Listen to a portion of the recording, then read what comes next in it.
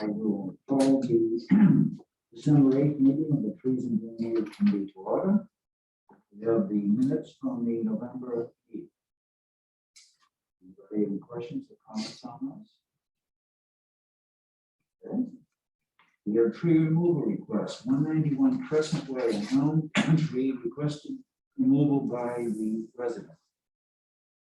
So the resident was planning on tuning in via Zoom, but it doesn't look like they are here.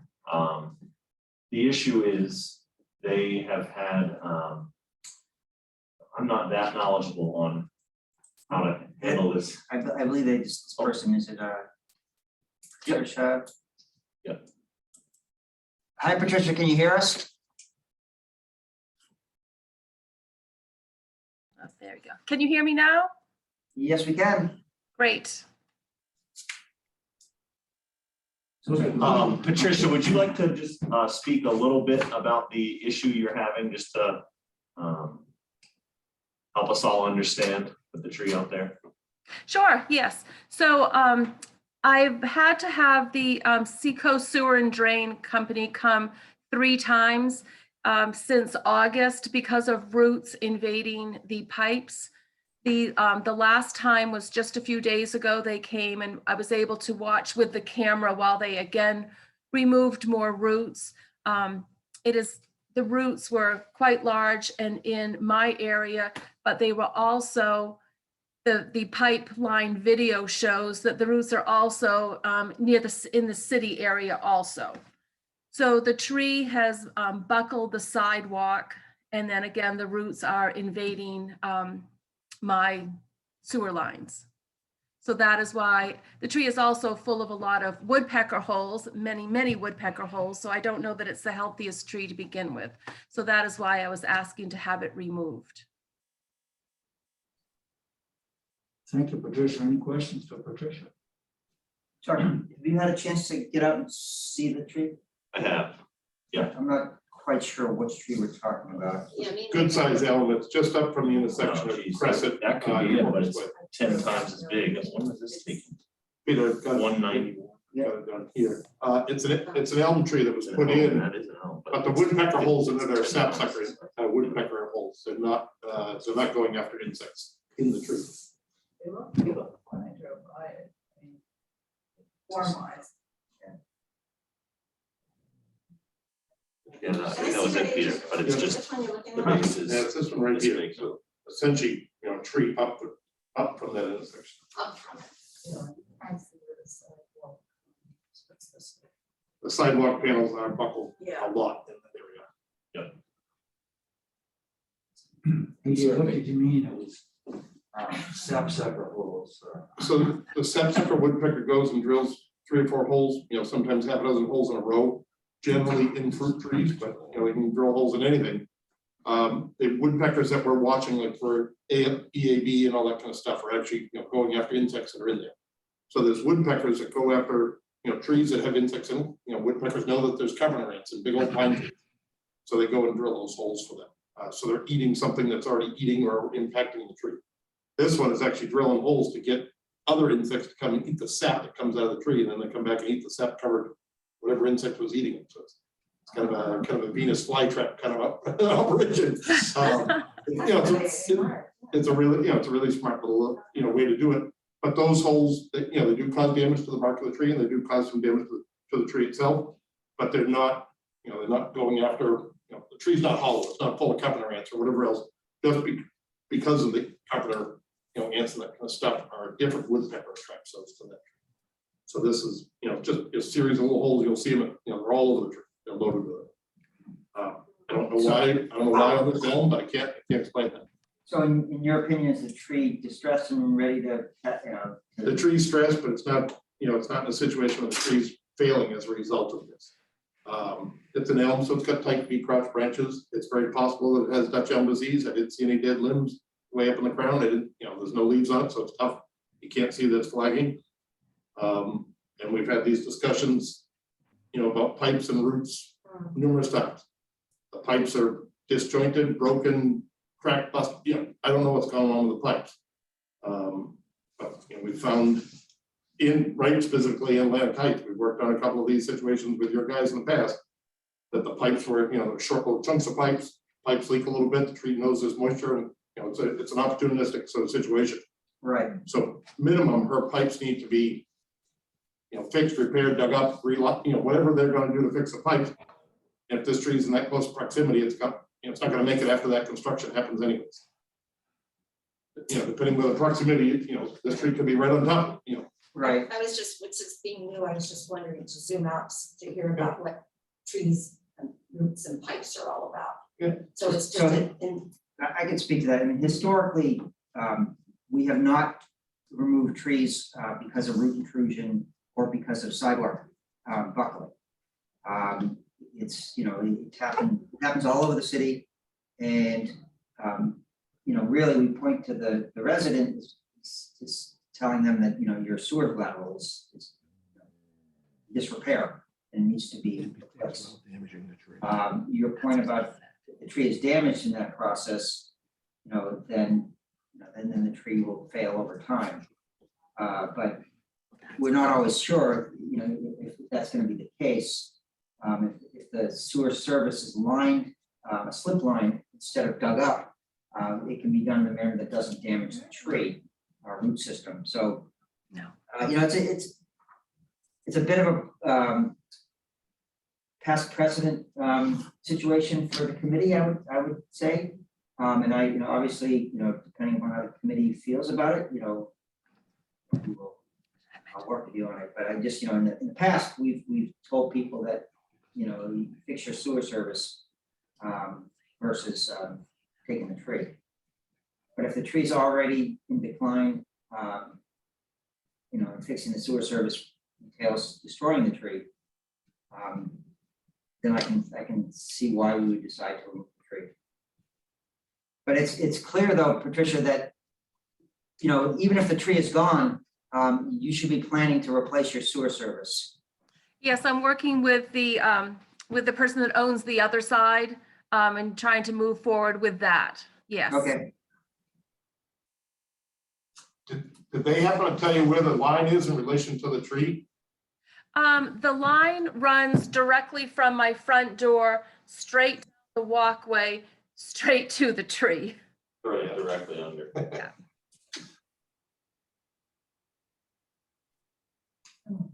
Is it reasonable to expect, Peter, that when they come to replace that line, that they could, is it slip sleeve, pipe through the existing, With a slip sleeves. probably clay or whatever. Yeah, the pipe they is? can't it do depends it. on how, it depends on how bad the pipe service is, the sewer service is. It's not a preferred solution, because the connection at the main is often, it's a PVC fabric that's impregnated with PVC that's slipped in and expanded out with pressure. So the seal at the point of connection isn't always great. So you can get infiltration. So the preferred method is to go to the main and to connect a solid connection all the way instead of The main. doing a slip line like that. Typically slip lines are used in situations where it's a digless type of thing. If it goes under a building, if there's really no way to get at it. In this case, they can get at it, but it does entail damaging the tree. And again, if the tree's already showing signs of distress, it may be a limited benefit, and a sewer service is a 50 to 100-year investment. So it's a new tree planted on top of it would not have the same impacts, modern technology, modern piping. Peter? Yes, When this Seacoast Sewer was there, we also had 2 local contractors there looking at it, and they all agreed that I could not just do that slip thing that you were describing, the sleeve. We had asked about that also, and that it does have to be completely dug up.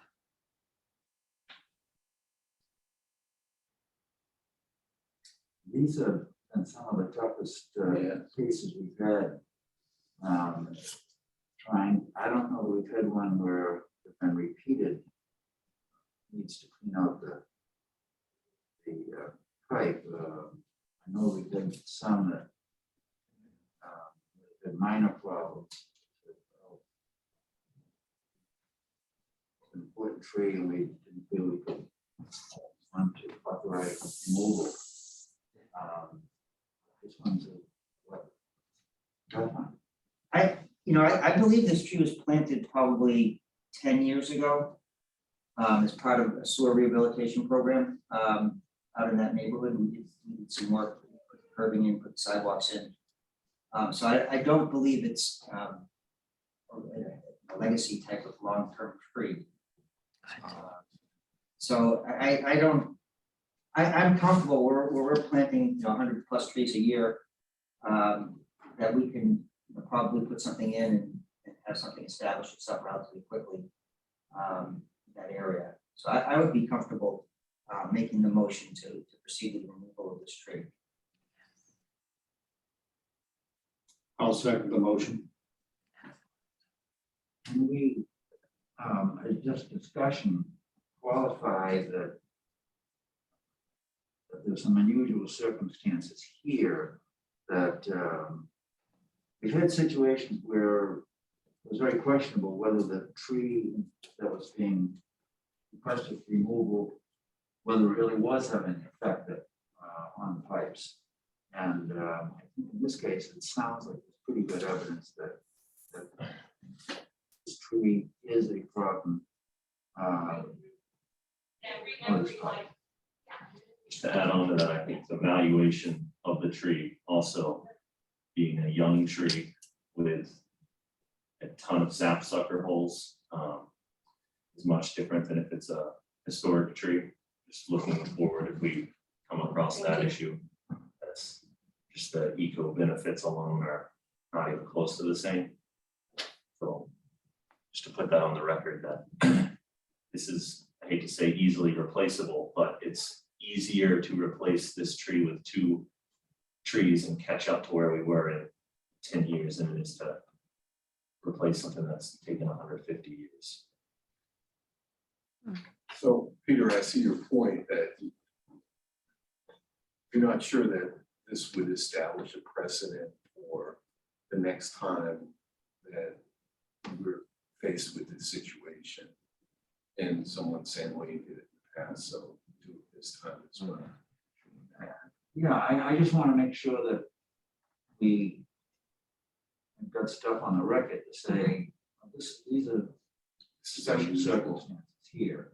And the next person, and it always will happen, I mean, it happens at every land use meeting and always will, that's, they will use a lot of this stuff. Often it's a different situation, but I just think we have clarified that it's, we turn requests for removal of trees down in the past, where there was an impact on pipes, but we turned down North Church for impacts on the basement a number of times, and finally the tree that had more and more impact. So that's my own thought. Any other discussion? Okay. Well, I recognize the importance of precedents, but it seems to me there's a couple of extenuating factors here. One is that the tree is not that old. If it were as you call it, a historic tree, or whatever, it might be a different calculation. I realize we can't mandate what Former does with the lateral, but I think we should strongly recommend that we will not plant more trees or a tree in that area without the lateral being replaced. Is that reasonable, Peter? Yeah, I think that's a reasonable condition. Any other discussion?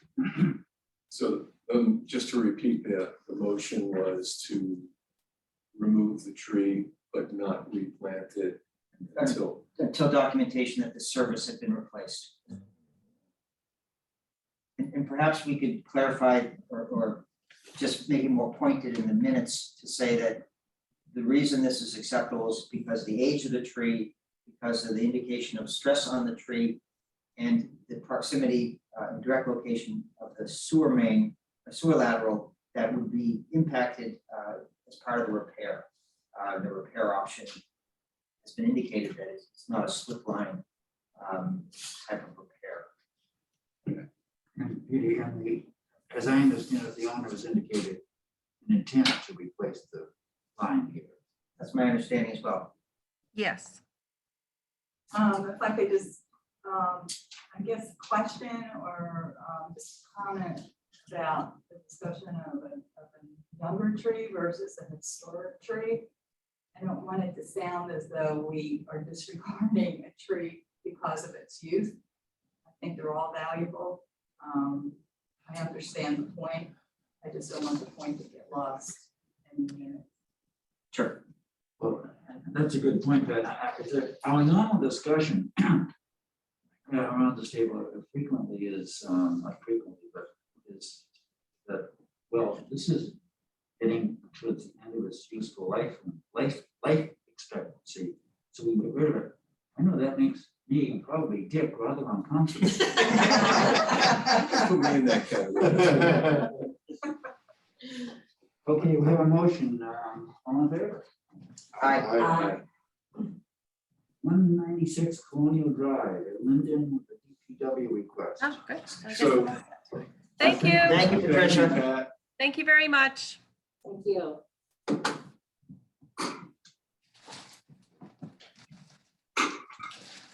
Yes, 196 Colonial Drive. I don't know if any of you had a chance to look at that one, but we just need to Yeah. remove that. It's It's been pruned the there's last nothing left. time. There's nothing left.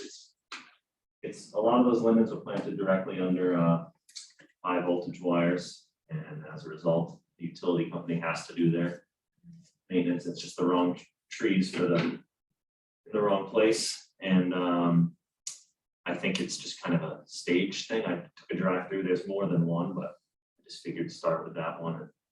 There's a couple more that down the road are. The one right next to it's scheduled for removal as well. Yeah, I saw some Eversource tape, so I'm sure Scott will be in touch, but that one I figured we could proactively get rid of. So this actually is a good opportunity to talk about a sidewalk program that's being started in that neighborhood. There's been requests over the years to replace the sidewalks throughout Penway Manor. We're holding a public meeting next month. Soon we advertised for a survey to get input from the residents. So there's likely going to be a number of trees that we probably should review because of the proximity to the sidewalk and the keeping of the sidewalk. And if they are in a similar condition, perhaps what we can do is come back with a list of trees that we anticipate that would be impacted, and then come up with a replanting program in addition if we're going to be removing. So we do it in a more coherent manner. And speaking of replanting, yeah, 196, the other tree is slated for removal, yes, so we are going to plant 2 trees there this spring. I talked to the property owner. She was excited about that. So, Peter, how fast does the sidewalk sort of thing move forward? Should we delay that planting or Oh, or it's gonna still be used? well, if it's a planting of a relatively new tree, it doesn't, not so much a problem, it's the existing established trees that are problematic, where we're getting into the roots if we're doing Sure. some sidewalk work. I can't, I mean, the request to deal with the sidewalks has been there for a while. The wheels of government move slow sometimes, and resources aren't always available. Sure. But this is something that's been requested and there's a bit of pressure to move it forward. Coming back up. We're thinking, I don't believe it'll be this construction season coming up, but it may happen. But we're gonna get some input from the residents. One of the options is that you remove all the sidewalks because it's a very low volume traffic area. Yep. And then people can reclaim the lawn in front and just have green space instead of have sidewalks. Oh, So that is one option.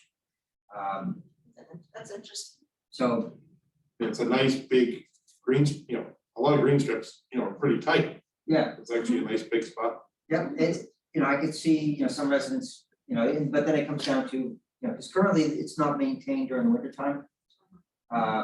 Because of the width of the sidewalks, but that's part of the design process, that's part of getting input from the residents and trying to figure out how to balance all the needs. But there is quite a few mature trees in the neighborhood that could be impacted, so we will obviously be careful and make sure, come up with a plan that we think is going to balance the needs. Chuck, can you remind us, what's the general procedure when you working with homeowners for choosing a tree? Like just a location, in terms of locations. Yeah, or variety. Yeah. or- So the variety is basically grouped, when I put the order together in large and small, meaning large is anything that grows over 25 feet, small is anything that stays under, or that under 30 Eversource mentions. So anything that's under any sort of wire is going to be a small tree. So it's usually ornamentals. Basically what I do is when we put the order together for Schickdels, I just get as many different species as I can. And that's really limited on how many other towns are doing the same thing. There's a lot. So the nursery has to make everyone happy. So we don't get to get everything, but we do get variety. So it's usually just when I put the order together, everything is grouped into large or small. Species is not selected. What I'll do is I'll say I have 50 small sites and 50 large. And I'll go through and do as much variety in the same consistency throughout for the order. And then we just plant according to that, not to make each homeowner happy with species, because that's impossible. So really it'll be, if you look at the order, that's when you see the diversity is we have 5 of these, 5 of these, 5 of these, 8 of these. I think last year we didn't really go over about 8 of one species. And then as far as reaching out to the homeowners, a lot of it is the opposite. They reach out to me, or we do a removal and it's negotiated that, hey, we're gonna replant here. And that's, last year was the first year that we just picked sites such as Madison Street, Kent Street. We picked sites that really were just lacking canopy. So that was not really, there was no negotiations with residents. It was just, we're reforesting this area. Out of all those trees, I think maybe 2 or 3 property owners called and said, no way. And at this point, we did not plant in front of their house. But there's not that much pushback. Yeah. But we just do it. I think that really made a difference in terms of reforesting where we just don't have canopy, and also improving efficiency on the watering route, because there's so much watering to do. And now we upped the amount of trees. It's tough if you have 2 trees here, then on the other side of town and there. So we could divide these routes and hit 10 trees in 20 minutes versus the amount of driving it takes. So this year, Dinich Street is a good example of a street that's getting a lot of trees, partially because of the Eversource removals. But knowing that we have 5 trees going up on the top of Dinich Street, we're already going to be here watering. Where can we look for no canopy and just put in a bunch of trees? So we found a couple sites. I'm still putting the list together right now. We're at about 65 trees, ready to get up to 100 again. The nursery just listed their availability on Monday, so that is I would like to just order the trees and worry about the rest of the locations later, because last year was stiff competition with other communities. Thank you. Thanks, Chuck. I have a vote on my. I'll make a motion to remove that one. Second. All in favor? Aye. Woodwalk between 144 and 174 Echo Ave.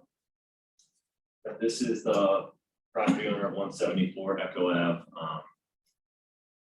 Noticed this large sugar maple. And just had some concerns about it. And I did go out, and the back side of the tree does have a giant pocket of decay. I don't know if you walked up to it. She's not that concerned, but I could go either way on it. I mean, I think it could exist there for 20 more years or 20 more days. I think it's just depends on what type of weather event we have, and if it does fall, it probably will knock down her shed. However, she expressed that she's not going to be in her shed in a weather event. So I mean, the We property have a real owner, tree lover the here. resident is very open to either option, but I was kind of in favor of removing, just because now that I know about it, it is a super substantial bit of decay on the backside. And on top of that, the entire canopy is on the other side.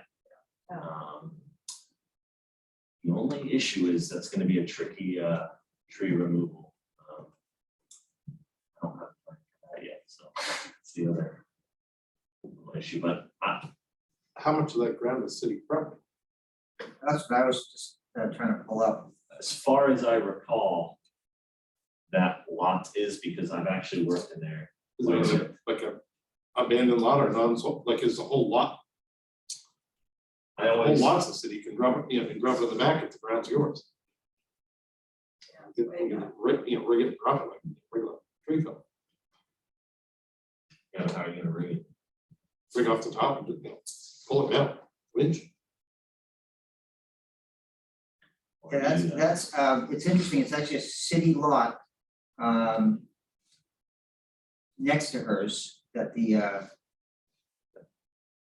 so there's 3 lots along, 1, 2, 3, 4, 5, 5 lots along that block from Woodlawn Circle to Hillcrest Drive. This first lot on the corner is the 174. Trees right. You're right. Yeah, I'm just wondering if I can pull this up, or if we don't have anybody in attendance, so I can play with this.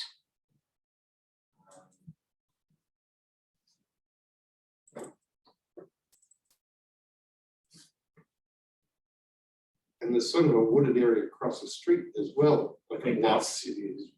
Is that city as well? At the Yeah. end of that? That's interesting. I'm Condominium not sure. association or I've something? never worked back in there.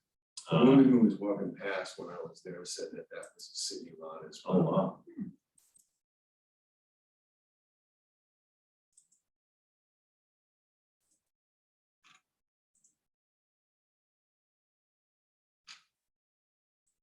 You guys have never used this app, it's a great resource for residents. I tried. So, You just got the crash course on right there. You just- Yeah. 10 clicks and the thing's up and going. There you go. showing that lot across the street, I know this is a tangent, but as there's a subdevelopment back in there. Yeah, it's like a condo, so it's right at the end of that. Yeah, we don't maintain that, and it's showing that as all part of Giant Square, as all part of that condo system. Okay, yeah. you can So see- so that one there is the 174. Yeah, and that's where the tree is. That's the city lot. Yeah. And so if we look at street view.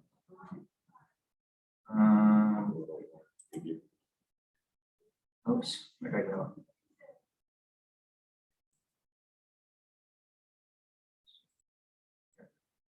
Where's it going?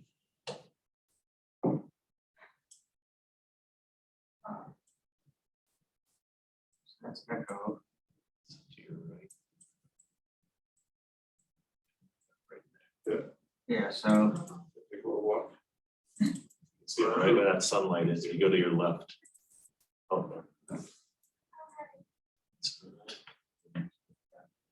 this way, Yeah, if you go here and look. Up another the sun's 25 feet. shining. go right here, see if we can be that precise. There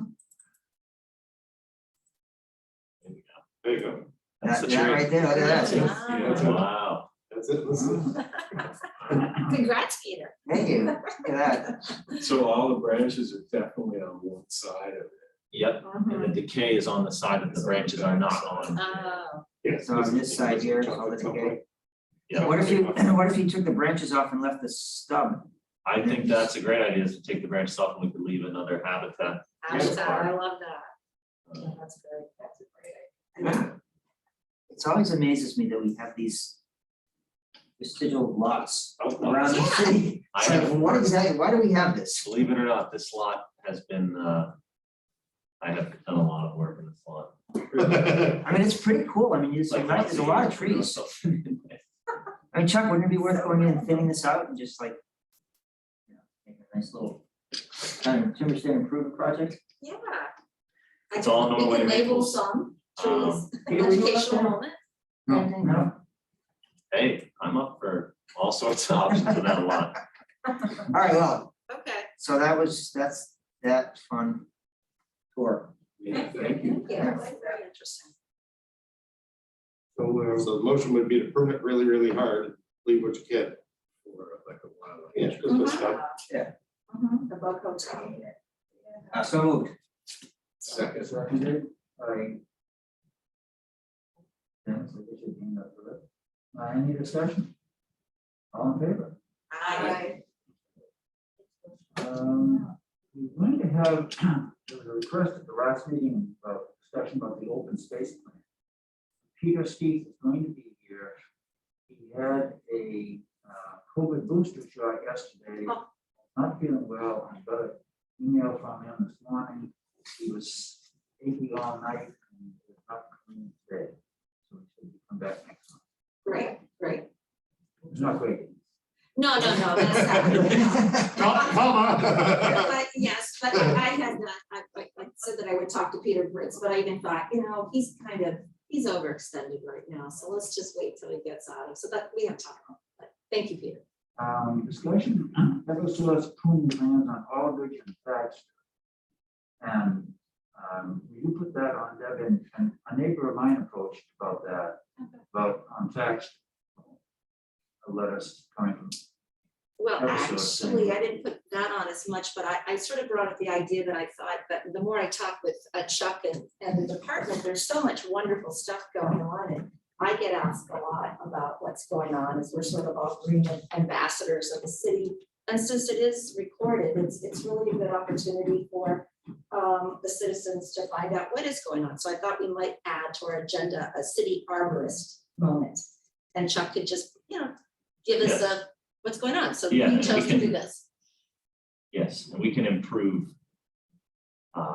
We can work together to improve how we put stuff together, whether it's some sort of outreach. The point was, that in Pat, I think many folks have mentioned that we do a lot of things, but no one knows we do them. What is the way that we get that to folks, the information? So this month, just as a quick one, I know it was a little last minute, and I apologize for not having more information on it, but we, Max, our arborist in the field, we targeted all the Aldrich, silver maples, to do retrenchment pruning on.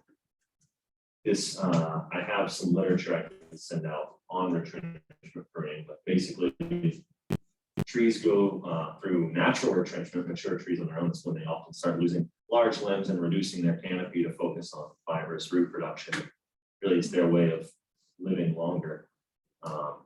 Silver maples are a great example of having these massive, giant kind of leggy limbs that grow out, and often it's associated with storm damage. They get a little bit of a bad rap because of that, but at the end of the day, the Aldrich silver maples are a great example of massive trees that we want to stick around because they are unique to that street, provide a ton of shade, eco benefits. And we were worried because of some sidewalk construction that was done, I think 6 or 7 years ago, that we were going to lose them. We did experience decline. So what we did was probably 1.5 years ago, maybe 2 years ago now, we started going through and doing a heavy retrenchment, which is really just a reduction in canopy. We were doing large ones, anticipating that, one, we don't do it, they're gonna do it themselves anyways. And two, there was a desire for, it's kind of a fear around a lot of these big trees over residents' homes. Hey, I don't want this over our house, so we did really big 10 to 12 foot reductions in the canopy overall, as well as deadwood. And the results have been awesome. It's been kind of like a textbook example of what retrenchment can do. Some species are not great to do it on, like an oak, for example, isn't as vigorous, let's say, as a silver maple. So we can kind of get away with making these really big cuts. You see it a lot if you've ever been in Boston, the elms there in the common. They look shocking at first, but they're so old and they're maintained through retrenchment to focus on root production. Another place, if you've ever been to London and you've seen a lot of the trees around wherever I was, the palaces and stuff, I was like Buckingham Palace and all those, there's a lot of trees that I'm looking at like, man, that looks so horrible. And then you realize they're 400 or 500 years old. And there's a reason in this. Anyways, we're kind of doing that. And I don't think many other communities are doing that. It was unique. And Max, our arborist, has learned about that since. He was new to that coming from Denver. That was not being done. There's some trees that we do. We're trying to be proactive, and you look at it as might have been too much. But the silver maple is a great example. If they're so vigorous, and you come back 6 months later, a year later, and it's you've really created this dense canopy. It's just reduced. So I think it's a mix of managing risk and also keeping these trees around. Or just a little. And when you do things like that, I know on my street, when something gets really pruned back, you know, I'm like, I can't stand that. So how did you communicate that to the neighborhood of Aldrich? Yes, that's a great question. So Aldrich, we actually were very welcomed there, and we did not get any pushback that I recall, which is surprising. But you're right. Sometimes we do a deadwood prune, no reduction. I'm talking just inch or larger deadwood, and we get horrible feedback. And a lot of that is nothing we've done. It's more just, it's the utility company and they're gonna kill my tree. So what we do is just explain to them. Max and Steve are really great at walking residents through what's going on, why we do it. You know, it's really gonna provide better aesthetics to their property. Anyways, that is a good question. It's something we do a lot, is try to educate folks. Right, so I was wondering, it's Peter, are there ways that we could use, like, you know, the trees and greenery website section and have links to retrenchment? Chuck did send me some literature, which he's gonna send to you guys about the retrenchment. It's very laid out, it's very simple, it's very usable, but it was like, oh, all right, I get it, you know, so we're all on the same side. So I wondered if there were ways that we could use our section on the city website, which is, like Pat said, it's hard to sift through the city website. There's a lot of information. I'm just wondering about, you know, how we can educate and outreach. I don't know if that's a possibility, but just. Absolutely, and I like, who said it, after the arborist moment, you know, we could create like a little mini newsletter and just post it on that page. And I think this is a great example. And if you were willing to help gather the information and help digest it, put it into layperson's terms, Yes. that could be uploaded to the web page, and it would be a great, you know, and then put in the newsletter, and I think it'd be a really nice way of communicating the value that the tax dollars that are being spent to the residents, because they don't understand, you know, what this committee does and what Chuck and his team do, and the value it brings to the city. So I think, you know, once a month or once a quarter, we do something, and if you can provide assistance to help that move forward, that'd be great. Okay. I can work with Chuck, and we can talk more about that. That would be good. Part of putting that together, one thing would be good to talk about is what the industry should be moving away from and isn't, is line scale pruning.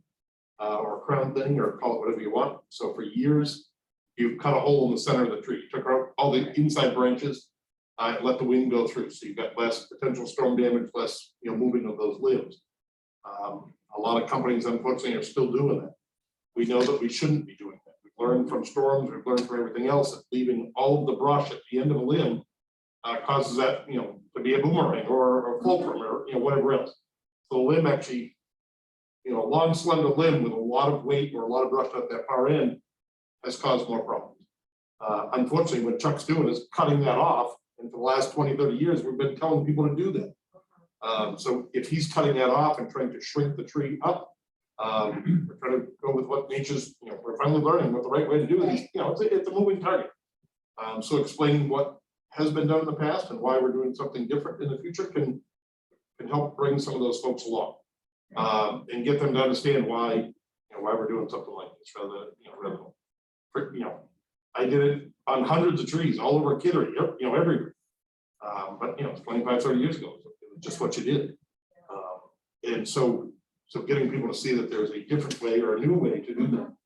So I met a gentleman over the weekend who is an arborist in Philadelphia, and they've adopted, they are pruning for the wind. That climate change is changing, there's going to be high winds, and they're pruning towards that. I'll tell you more about that. He's really interesting. I'm sure you're probably already doing that. AJ, I don't know if you have resources that, you guys must do newsletters and Yeah. outreach and stuff like that. So we probably could leverage, some of the stuff that you're doing, Right. maybe attach links to your stuff. So that way, just, broader educational effort. I think that's a great idea, and it's something that, because of the lack of bandwidth, and less, frankly, lack of sophistication from our side, historically, we didn't have that resource, but, with Chuck and his team, with you all, we really were able to do things more and get, really develop a program, and we've come light years, I'm very proud of the work that our department's done, and with the support of you all, that we've been able to move this forward. So it's a great example of good evolution of government. Yeah, and I thought that, like, for example, when we to have the open plan project talked about, that, to invite people to say, oh, this is going to be happening, tune in, if you want to hear, because with Zoom, it's so easy to do that. So maybe we do have some educational moments through the year that we give the public opportunity to come and hear about it. At least it's archived, so they can hear that. But Yep, well, thank you for taking that initiative. sure. The other part of that, item number 4, Factor. The neighbors on Factor got a letter from Eversource saying, we're going to prune, contact us if you have a question. I know my neighbors did contact them. I hadn't heard back, but in light of what you were just talking about, the new method of pruning, you oversee that. How is that? Unfortunately, well, not unfortunately, I don't oversee that. And they are really only pruning for clearance of the maintenance of their power. So there's not much I can do there. They need a certain amount of clearance, and that's that. So what we can do is come in after the fact, and they've looked at it from a power standpoint and they move on. We can come in after the fact and look at it as like a tree health standpoint, but yeah, I don't have any say over that. So if they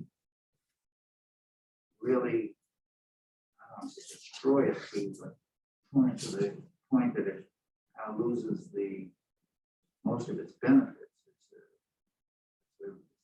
anything that could be done about that? In the past, Scott's been pretty good about, he can look at a tree and be like, look, like, there's gonna be nothing left of it. So then those come to, those come to us, or they go to Chuck and be like, look, we should just take, this tree should be taken out before it's pruned as hard as we need to prune it. Basically, they're pruning a box around the trees. So depending what they have for power, whether it's, single phase or 3-phase power, but they're pruning the box. 8 by 10 by 15 is what they're trying to prune that corner, because statistically, that's where their problem limbs are.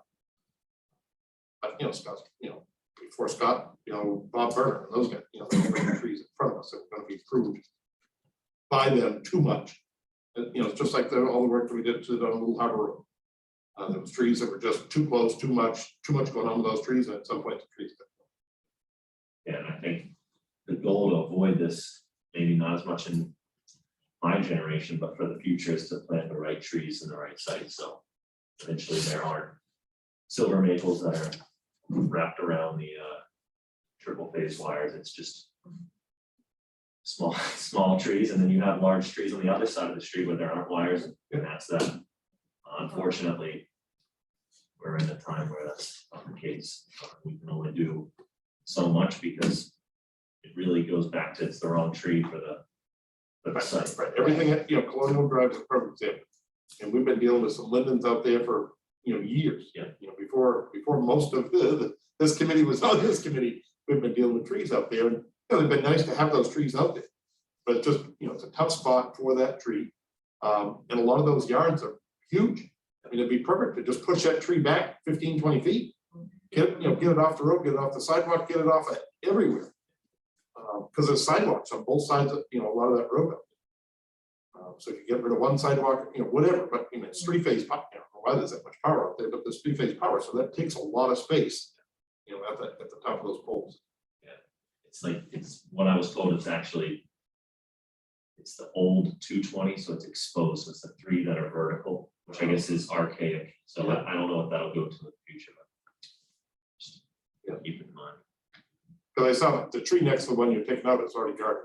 The wires have been in, burning in the side of that tree for a few days. Anything else on Aldridge and Paxton? Update on Commercial Alley and Pierce Island planning. Commercial alley, I'm just in the process of scheduling the power shutdown for Monday or Tuesday. That's in Eversource's hands, but we'll be able to get it done. I'm not worried about that. And Pierce Island is really as soon as we get some hard frost that we can just make a mess out there. I'd say possibly next week, but we're still in this kind of 47 degrees, 30 at night. And it's been wet out there. So anyways, we're just waiting on that. I still want to make a plug for leaving that field. Yes. Yeah, well, what we'll do is just leave a variety. Yeah, And if someone else on the other committee has a issue, we can cross that bridge when we get there. Okay, Other committee meeting, Pierce Island Committee. okay. I've spoken to a couple of people and they like the idea of sort of a commemorative gesture of growing trees. So it's better to just give it a try. But, thank you. We left a few at our place, and they're all standing there. No, just the leaving it a spar. Oh, okay. Yeah. Spars. We've tried to treat them with other chemicals. All the way. Oh, right, no, we were just going to leave some of the trucks and just sort of play with that and see visually what, it could be architecturally kind of interesting and it would remind people that there was this road there. Any old business? How about any new business? I did promise this last time. This is just a really brief note on our tree damage ordinance we had talked about and fines and all that. Oh, good. This is a very quick note that is just, I think, simple to look at versus me trying to just explain it. So it's a way of extrapolating the cost of a 3-inch tree at a nursery. And possibly if we were gonna develop some sort of ordinance or fine system, I think this is an effective method because you're really just going off of the market value of the tree. Thank you.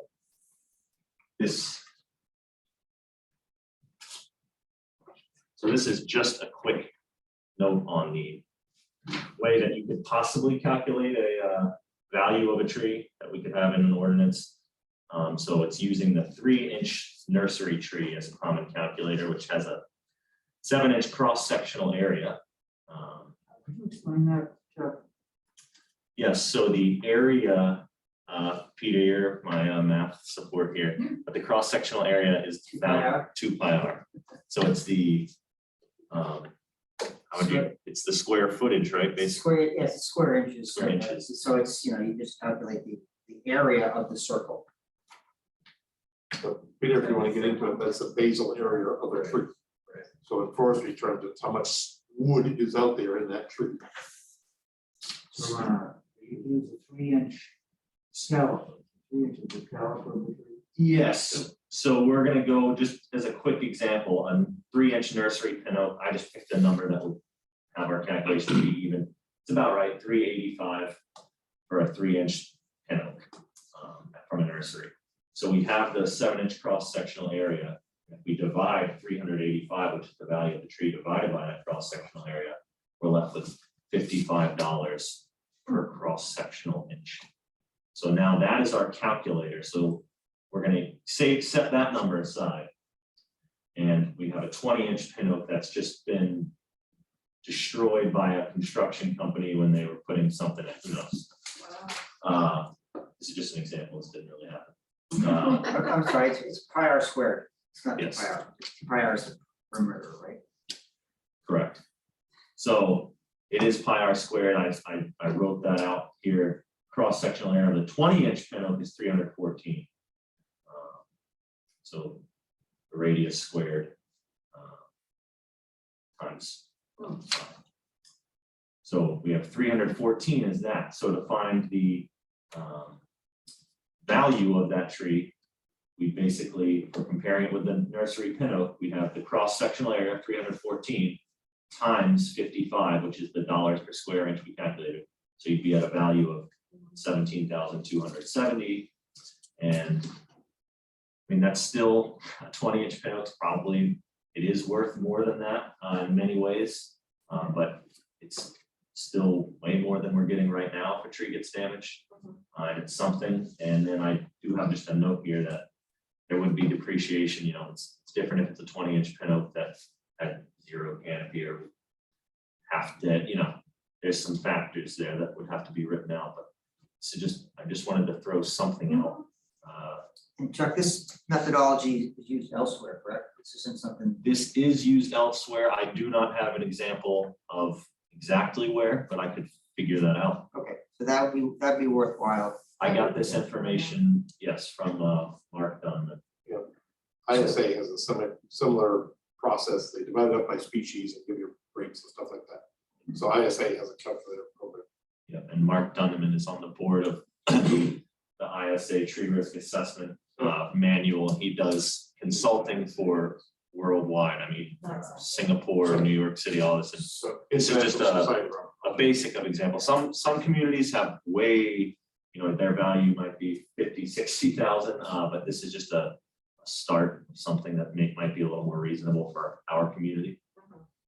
So if this is something that the committee is interested in pursuing, you know, obviously the chairman understands that the ordinance would need to be adjusted to include penalties within our enabling section of the ordinance.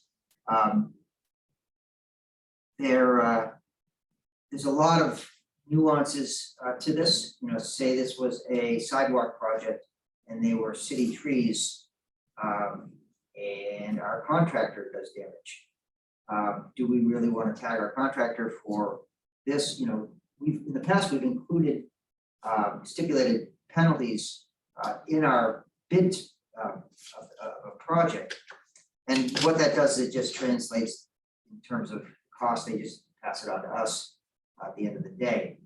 So I think, you know, I think this is a really appropriate thing to do. I just want to make sure we think through the unintended consequences of, you know, are there exceptions, who would, you know, how that would work? And would it be something that the committee would, if somebody had a fine, would the committee be the arbiter of that? Or would it be more of the tree warden, which is me, consultation?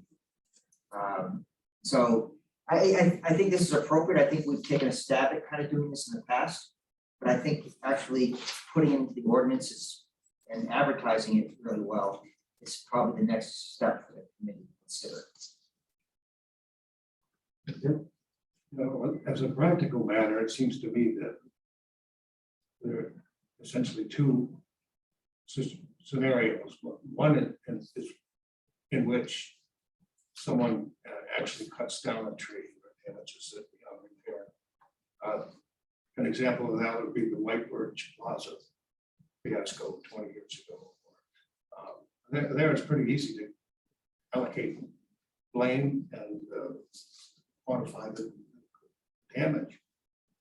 In an instance like the one we talked about last week, the Silver Maple, I think it's very tough to, if not impossible, to allocate blame because it takes so many years, certain kinds of damage to kill the tree, but that's 5 or 10 years later.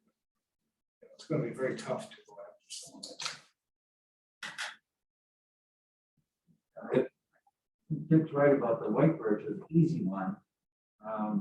It's somebody just deliberately went in to improve their visibility of the sign or something.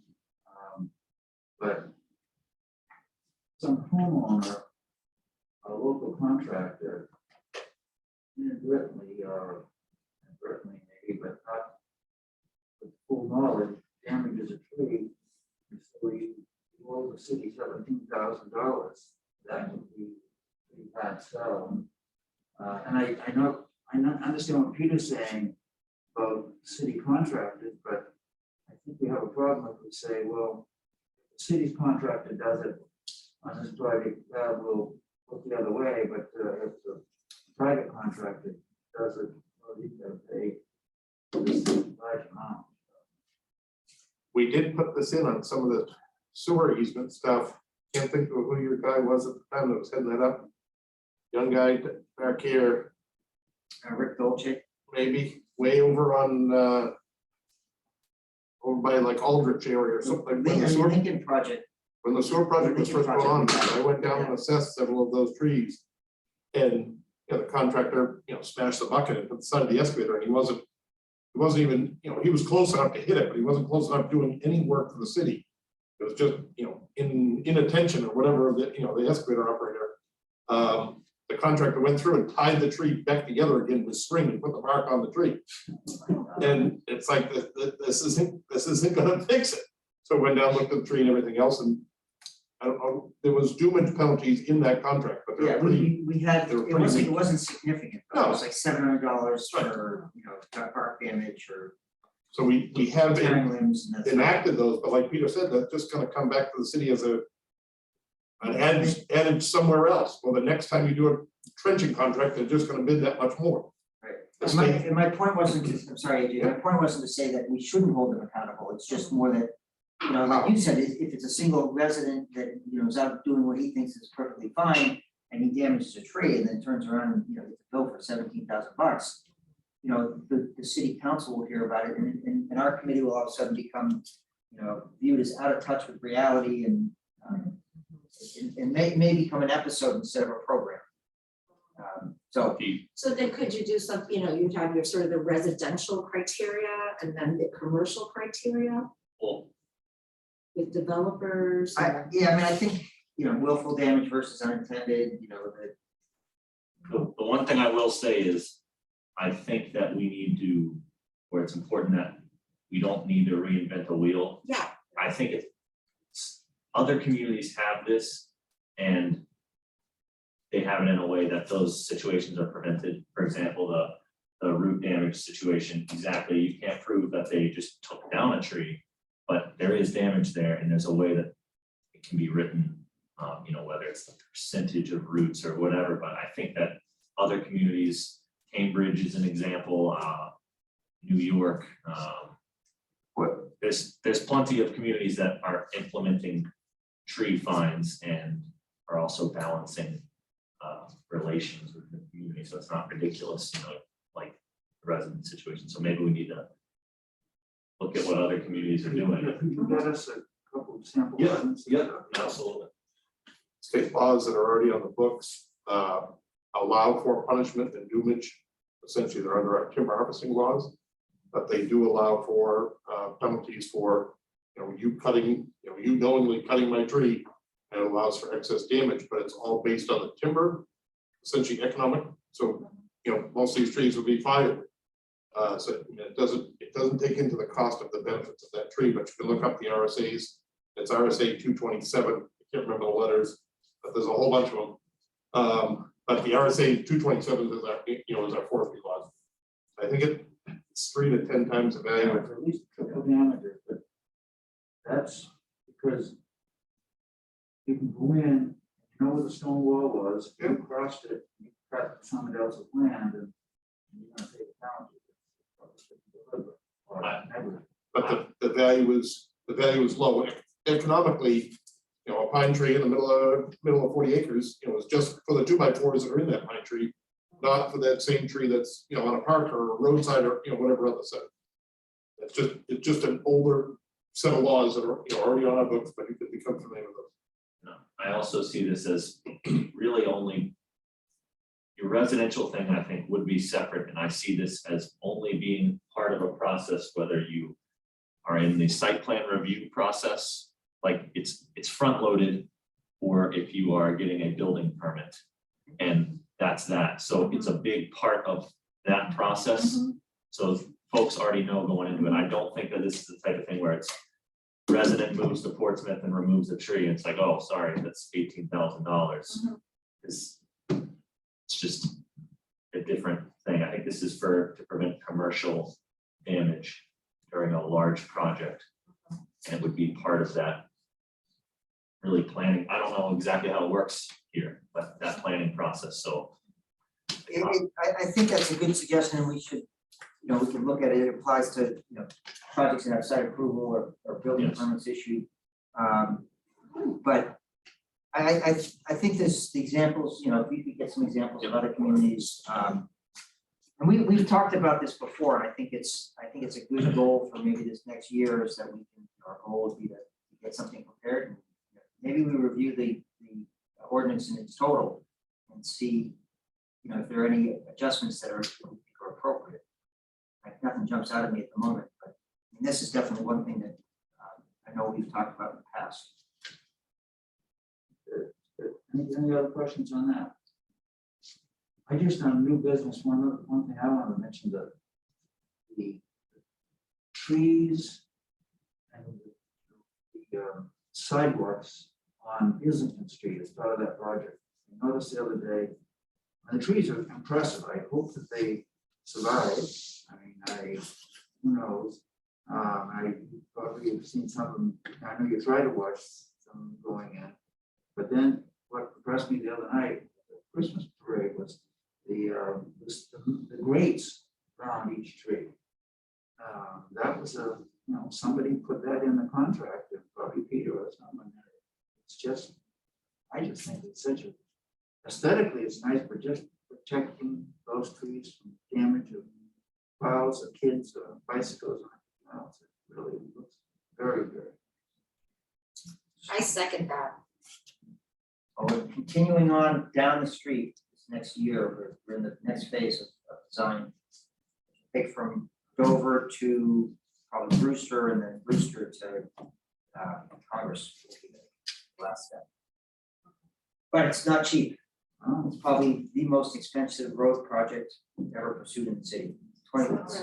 At the end of the day, it's going to be about $20 million from the bypass to Congress. Wow.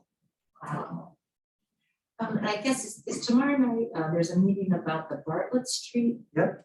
From Ritchie, from the driveway up to Dennis Street.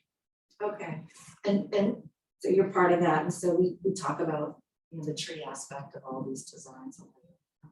Yep. Yeah, It's a tough corridor because the right of way is really narrow, okay. and it's going to be a balance between getting additional pedestrian amenities and green space. So it's, well, obviously we look for opportunities to plan stuff.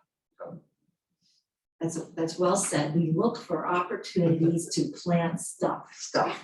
that's Every right. time, if anybody accuses Keep it us of green. anything less, that's what I'm gonna say. Yeah. We look for opportunities to plant stuff. That's right. Great. Anything else?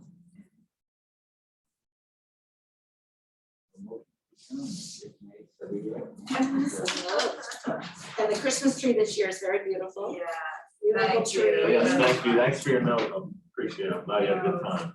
yes, my granddaughter loved it. Loved it. So we get the perfect tree every year. That was It's true. Then she went on to complain about the tree in Newburyport, which she said